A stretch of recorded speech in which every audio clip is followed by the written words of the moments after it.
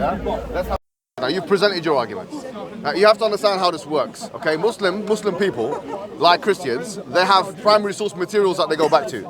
Now, if I said to you, look, I've got a website, it's called, I don't know, VaticanJokes.com or something like that, and look, it says this and that on the website, you would say that's not what I believe. So in order for you to have this conversation with me, you don't get it from a website, you'd have to get it from the authentic sources, right? The Quran or the Sunnah. That's the first thing. So the second thing is, even on that website, they're not claiming that God is the Prophet has al-awwal in the indefinite article. In the definite article. It's in the indefinite article, awwal. So even then it doesn't work. But anyway, the point is this is a indefinite article he thought. When he said Hamid, it wasn't about the indefinite anyway, article. I don't take it anyway. All I don't the other accept names doesn't have to be about the indefinite definite article. On this name, it comes to indefinite definite article. Inconsistency. I took his logic. Are you being serious, bro? I took his logic. He said indefinite definite article.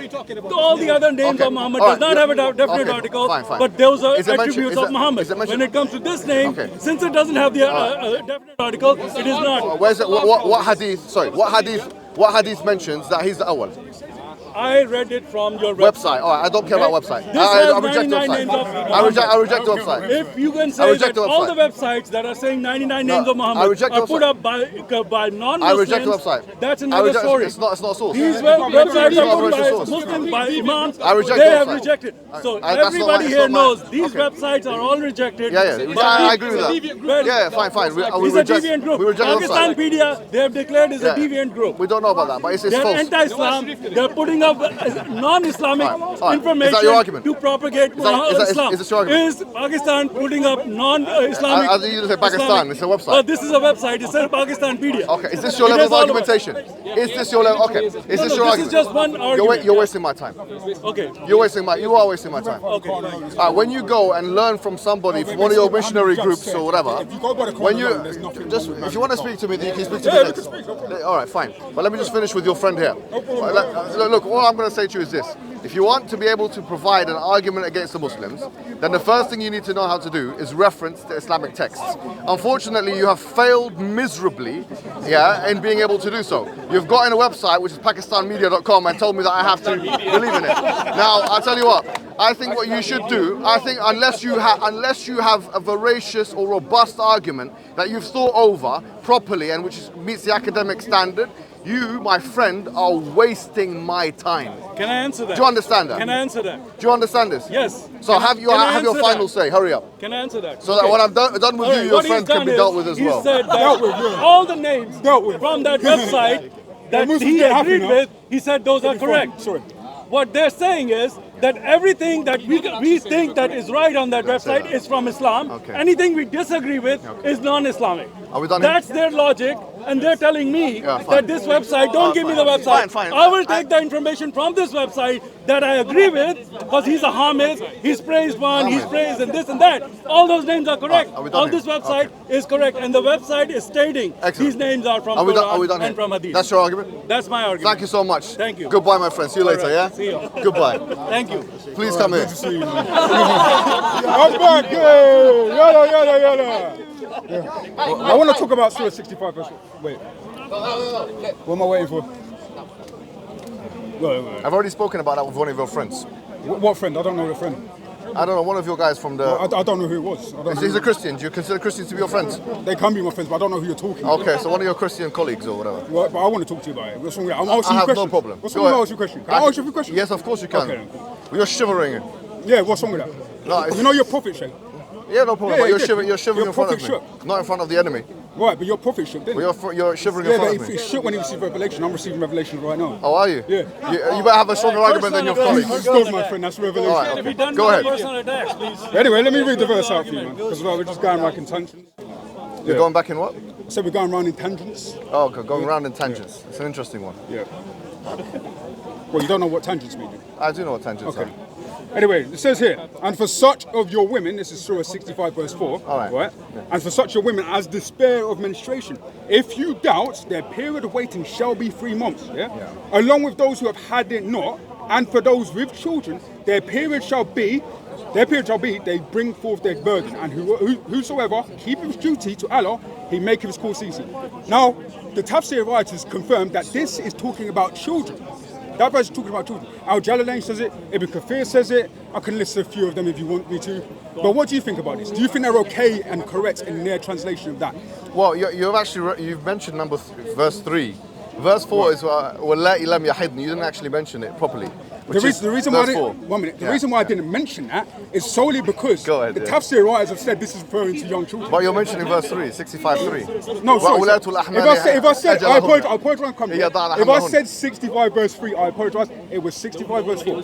No, you just read out 65 verse 3. Yeah. Okay. And I've just said, if I said 65 verse 3, fine. I apologize. I meant 65 verse 4.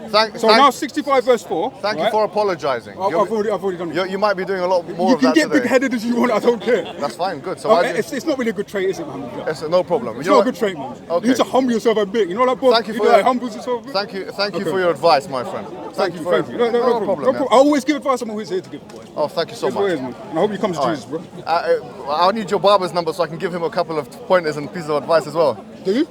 The one who does your hair. That's funny because I need somebody to deal with your hair, man. It's fine. I'm fine. Anyway, so I'll say, look.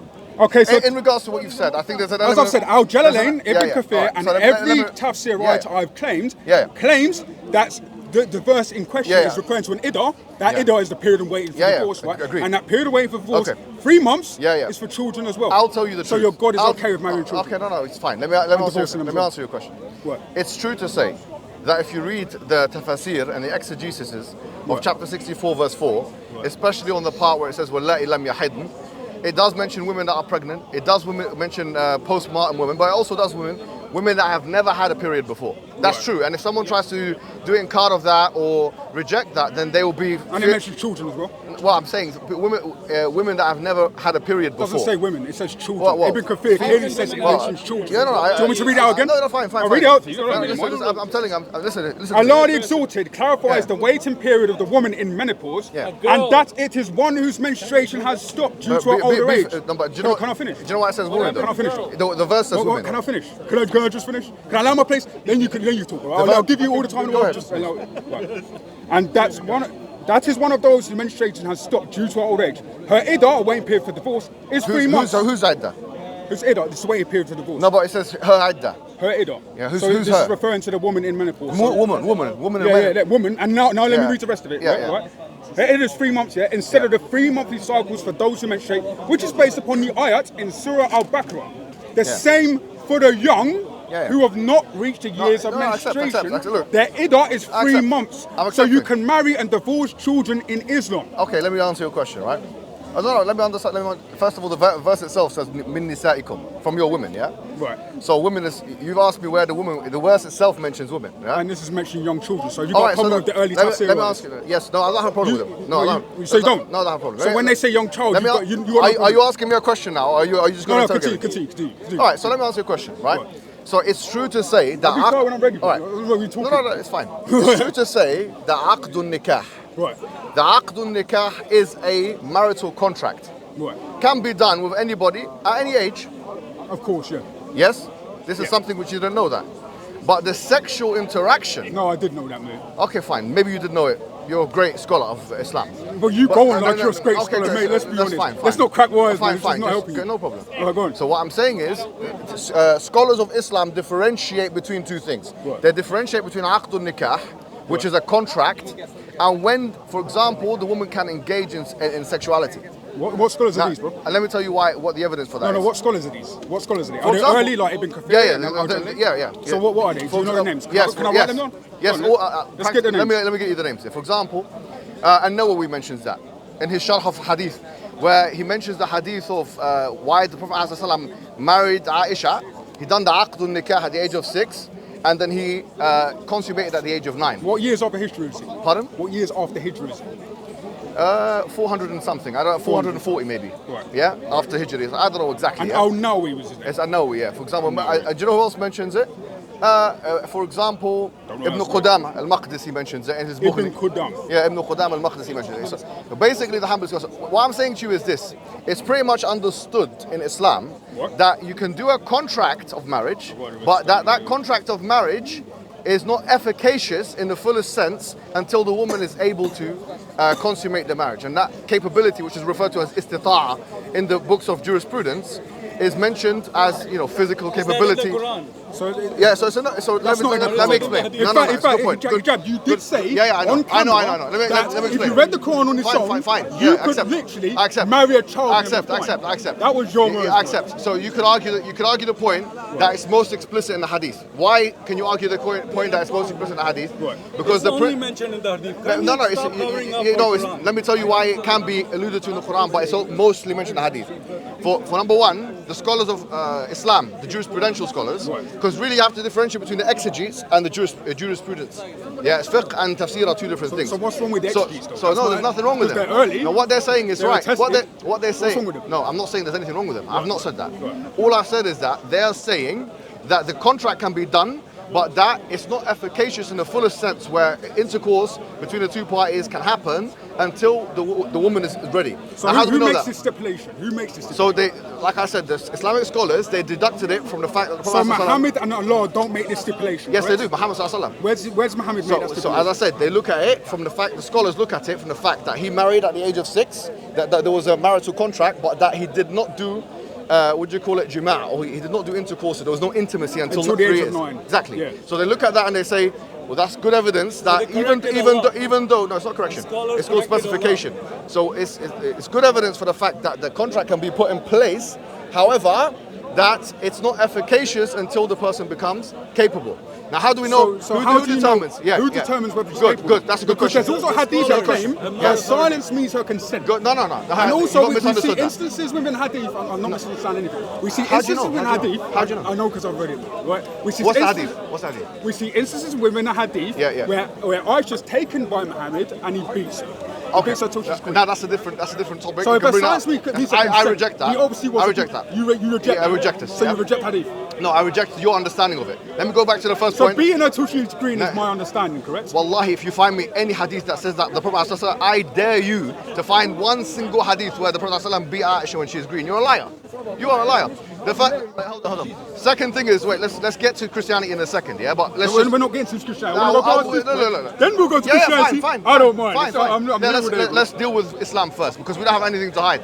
I'm saying to you now, the first thing is, you stated what is the evidence. I told you that the scholars of jurisprudence say that 100 years after the Prophet and your God. No, I understand, but that's true. That's true. However, what's also so there's nothing in your surah. If I took the Quran alone, remember the Quran itself says in chapter 15 verse 1 that it is a clear book. So if I took the Quran on its own, I could literally rape a child. No. Hold on. Let me answer your question. Why is that funny? That's your religion. No. Fine. Let me ask you a question. Your religion is messed up. Calm down, guys. Calm down, guys. There's nothing to. Guys, you're interfering. You're interfering, and don't interfere, please. Yeah. Let's answer his question directly. As I've said, the hadith is that. Number 2 hadith, which is very important, is that which mentioned in Nawawi's 40 hadith as well, which is la darar wa la dirar, which is that you're not allowed to cause harm or reciprocate harm. Now, the scholars of Sunan and the side, by the way. So continue. Sorry. It's also mentioned in the 40 hadith. Okay. No. I'm talking about the striking hadith. I understand. It's also mentioned in Sahih Muslim. You didn't know that. Well, yeah, you didn't know that. You said show me where. No, and in fact, it's even recorded. Not green. There's nothing about greenery in hadith. So he beat her, but nothing about green. No, I know. So it's okay if he beats her. No, I didn't say that. I said that the hadith that I know you're referring to is mentioned in Sahih Muslim. He beat his wife, basically. Did I say that? No. Hadith said that. I said okay, well, the people are watching you in disingenuity, right? I didn't say that I agree with How the am I being indigenous? Speak properly. Can't got your tongue, boy. Yeah, has literally got my tongue. Can't got your tongue. No, speak. No, I'll give you that. Speak.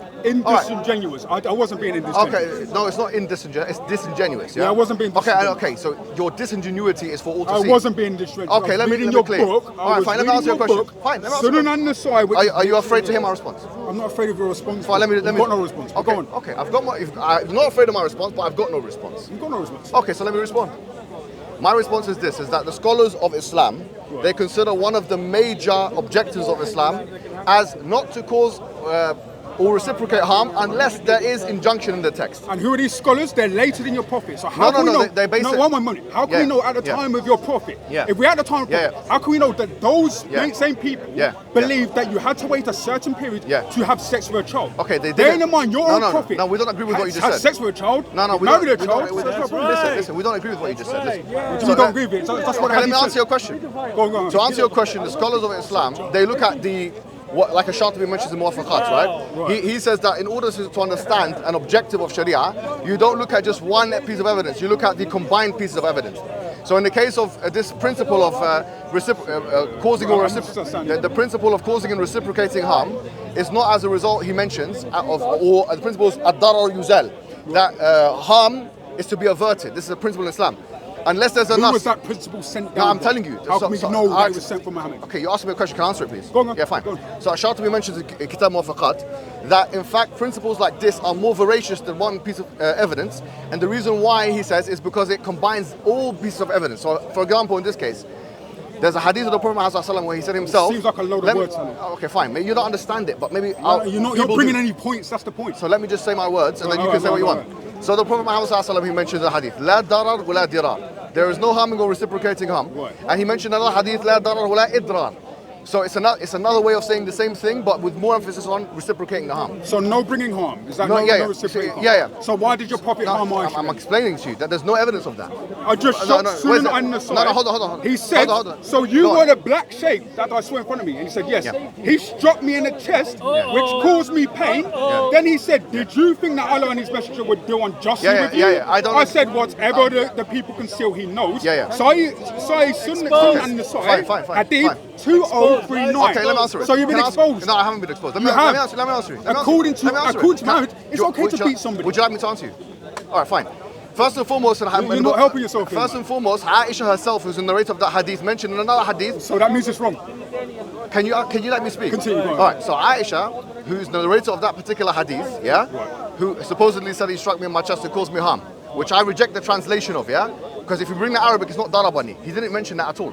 The word daraba is not even mentioned in the hadith, just to let you know. Let's just hide behind the Arabic. It's not no, just calm down. Calm down. Just let me finish. First of all, the word. You're not bringing any points. It's just like just telling me you're Arabic. You're not listening. See, now you're starting. You can see what's happening here, right? It's okay. Let him I'm getting educated. Apparently, I'm just asking questions. He's still gonna fall. Go on. Continue.